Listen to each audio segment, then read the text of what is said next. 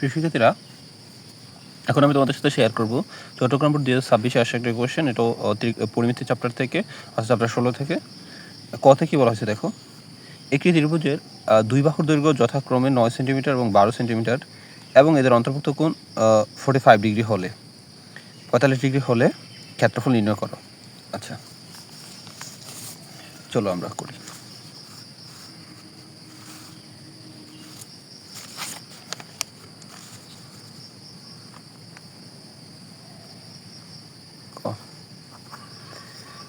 লিখো উদ্দীপক হতে equals to 9 centimetre equals to 9 centimetre এবং B equals to 12 centimetre, theta equals to 45 degree. এখন তোমরা জেনে রাখো, দুইটা বাহু এবং এদের অন্তর্ভুক্ত কোণ দেওয়া থাকলে ত্রিভুজের ক্ষেত্রফল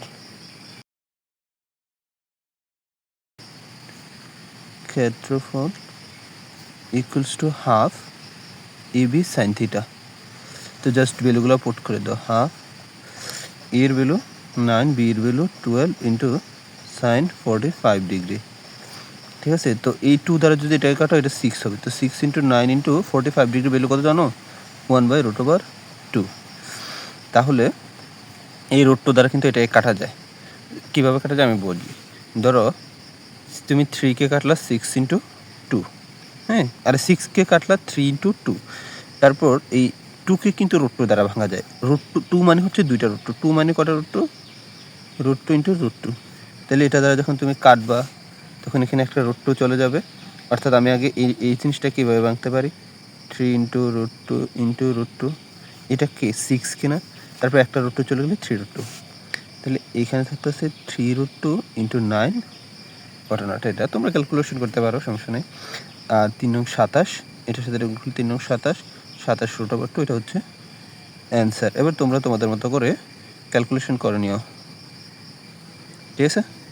তোমরা এই এলেন থেকে ক্যালকুলেটর বসায় করে ফেলতে পারো বা ব্যবহার করতে পারো। ওকে, এটা ছিল আমাদের কতে কি বলা হয়েছে একটু দেখো। আয়তাকার ঘনবস্তুটির সমগ্র তলের ক্ষেত্রফল নির্ণয় করো। এখন দেখো আয়তাকার ঘনবস্তুটির কী দেওয়া আছে। একটি আয়তাকার ঘনবস্তুর দৈর্ঘ্য প্রস্থ যথাক্রমে এত এত এবং কর্ণের দৈর্ঘ্য দেওয়া আছে। এখন কর্ণের দৈর্ঘ্য এবং দৈর্ঘ্য প্রস্থ ইউজ করে সাথে উচ্চতা রেখে ধরে সেখান থেকে উচ্চতাটা বের করতে হবে। তারপর সমগ্র তলের ক্ষেত্রফলে সেটা বসিয়ে দিতে হবে। তো চলো করে দিচ্ছি। এরকম একটা ম্যাথ আমি রাজশাহী বোর্ডেও করেছি, তারপর এটা করে দিচ্ছি। দেখো খ,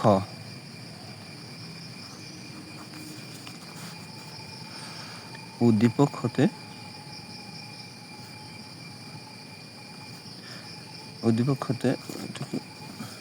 আচ্ছা, কয় এটা উদ্দীপক হতে ছিল না, এটা প্রশ্ন হতে, আর এখানে এটা উদ্দীপক হতে।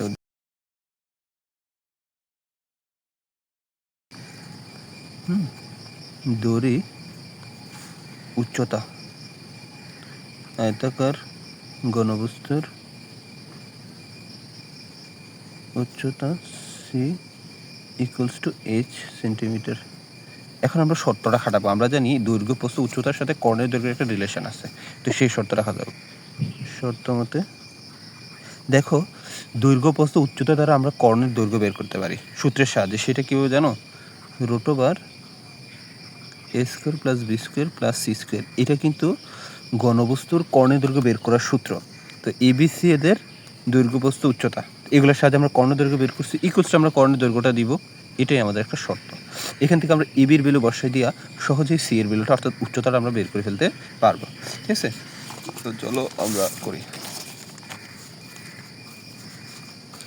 দেখো, তারপর আমরা এবি এর ভ্যালু বসাই দিব। √a মানে হচ্ছে 21² প্লাস বি মানে হচ্ছে 16² প্লাস সি মানে হচ্ছে h², আর ওইখানে 29। যেহেতু রোডটা সরাতে হবে, উভয় পাশে বর্গ করে দাও। তাহলে এখানে যেটা আছে সেটা তো t² plus 16² plus h² equals to 29²। কেমন? তো এবার ক্যালকুলেশন করলে h² ইকুয়ালস টু দাঁড়াবে 29² মাইনাস 21² মাইনাস 60², হ্যাঁ, এবং h ইকুয়ালস টু দাঁড়াবে √, এইটার ফলাফলটা যেটা 29 square minus 21 square minus 16 square. আচ্ছা, আমি এখানে ক্যালকুলেশন করে একবারে ফলাফলটা বসে দিই, এখানে বাই থাকুক, সুতরাং এইচ ইকুয়ালস টু, তোমরা তোমাদের মতো করে ক্যালকুলেশন করিও। আচ্ছা, আমি এখানে ক্যালকুলেশন করে পেয়েছি 12, অর্থাৎ উচ্চতা হচ্ছে 12। এখন তোমরা আয়তাকার ঘনবস্তুর সমগ্র পৃষ্ঠের ক্ষেত্রফল লিখবা। ইকুয়ালস টু সিও লিখে দাও, যেহেতু এটা সি। হ্যাঁ, আয়তাকার ঘনবস্তুর সমগ্র তলের ক্ষেত্রফল 2 into AB plus BC plus C. এটা তো তোমরা জানো, এখানে ABC আসলে কি দৈর্ঘ্য প্রস্থ উচ্চতা। তো 2 ইন্টু দিয়ে দৈর্ঘ্য বসাই দাও, এখানে সেকেন্ড দৈর্ঘ্য ছিল হচ্ছে 21, প্রস্থ ছিল হচ্ছে 60, হ্যাঁ, প্লাস প্রস্থ ছিল 60, উচ্চতা ছিল 12 প্লাস 12 ইন্টু 21। কেমন? তারপর তোমরা এর সাথে ক্যালকুলেশন করে এখানে ফলাফলটা বসিয়ে দিও, আমিও বসিয়ে দিচ্ছি একদম ক্যালকুলেশন করে। এসব ক্যালকুলেশন তো আশা করি তোমরা পারবা। এখানে ক্যালকুলেশন করে তৈরি হবে 1560 বর্গ সেন্টিমিটার। এটা সেন্টিমিটার ছিল, হ্যাঁ, বর্গ সেন্টিমিটার। এটাই ছিল আমাদের ক্ষেত্রফল। এবার গতে কী বলা হয়েছে সেটা একটু দেখো। এটা ছিল আমাদের খ। গতে বলা হয়েছে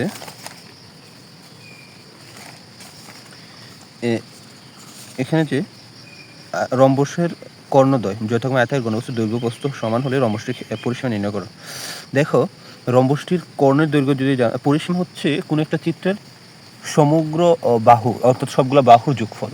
তো কর্ণের দৈর্ঘ্য যদি দেওয়া থাকে, সেইখান থেকে তোমাদের রম্বসের বাহুর দৈর্ঘ্য বের করে নিতে হবে। তারপর বা 4টা বাহু যেহেতু থাকবে রম্বসের, সেই 4টা বাহুর যোগফল হবে পরিসীমা। আর 4টা বাহু কিন্তু সেম, অর্থাৎ একটা বাহু বের করলেই আমাদের হচ্ছে। তাহলে আমরা এখানে শুরু করি।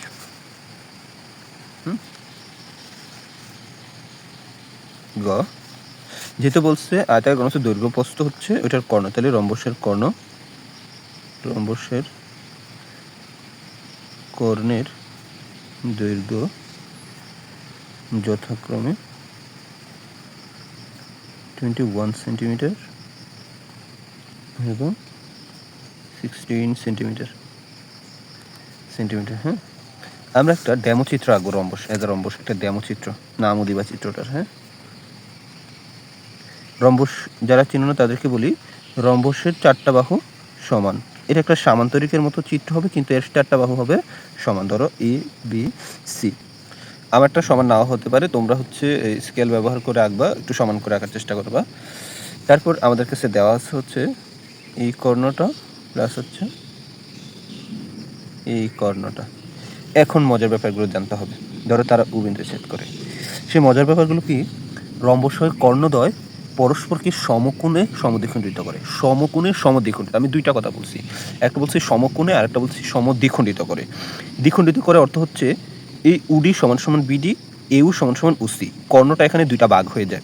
আর সমকোণে মানে হচ্ছে এইটা আর এইটা পরস্পর লম্বভাবে ছেদ করে, অর্থাৎ 90 ডিগ্রি অ্যাঙ্গেলে ছেদ করে। এই দুইটা তথ্য যদি তুমি রম্বস সম্পর্কে জানো, এই ম্যাথটা খুবই ইজি। তাহলে ধরে নিবা বাহুর দৈর্ঘ্য এ, তাহলে এইটুকু হবে হাফ অফ একটা কর্ণ, এইটুকু হবে হাফ অফ একটা কর্ণ। তাহলে এই কর্ণটা তো ছোটোটা, অর্থাৎ 16, তো 16 হাফ অফ কি 8, এইটা হবে কত 21, হাফ অফ 21, তাহলে 21/2, এখানেও 21/2। হোপফুলি তোমাদেরকে আমি বুঝাইতে পারছি। এখন আমি তথ্যগুলো লিখব। ধরি রম্বসের বাহুর দৈর্ঘ্য এ, পাশের ABCD চিত্র হতে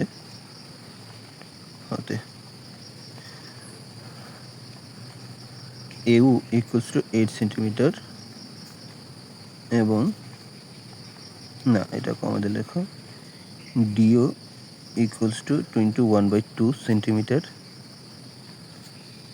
এবং ত্রিভুজ AOD সমকোণী। কথাটা কেন সেটা লেখার জন্য লিখছি সমকোণী, কারণ রম্বসের কর্ণদ্বয় দেয় পরস্পরকে সমকোণে সমদ্বিখণ্ডিত করে এই কথাটা লেখার জন্য আমি এটা লিখছি। তাহলে এখন আমরা লিখব, সুতরাং এ ও ডি সমকোণী ত্রিভুজ হতে আমরা পিথাগোরাসের সূত্রটা ব্যবহার করলে হয়ে যাবে। সমকোণী ত্রিভুজ হতে এখানে কিন্তু অতিভুজ কিন্তু এটা, আর এটা এবং এটা হচ্ছে লম্ব এবং ভূমি, যেহেতু এখানে তারা সমকোণে ছেদ করছে। তাহলে আমরা লিখব AD square equals to DO square plus AO square. তারপর এডি বের করে ফেললে root over DO square, DO এর ভ্যালু কত আছে 21/2 whole square plus 8 whole square. Calculation করলে যা আসে তার কি হবে আমাদের ফলাফল। তো ক্যালকুলেশন করে আমি একদম ফলাফলটা বসাই দিচ্ছি। এটাই কিন্তু আমাদের রম্বসের বাহু দৈর্ঘ্য। আমি ক্যালকুলেশন করে ফলাফলটা বসাই দিচ্ছি। এখানে ফলাফলটা আসতেছে 13.2, যেহেতু এগুলো সেন্টিমিটার তাহলে সেন্টিমিটার। এটা হচ্ছে রম্বসের বাহুর দৈর্ঘ্য। হ্যাঁ, তোমরা ক্যালকুলেশন করে দেখতে পারো। সুতরাং রম্বসের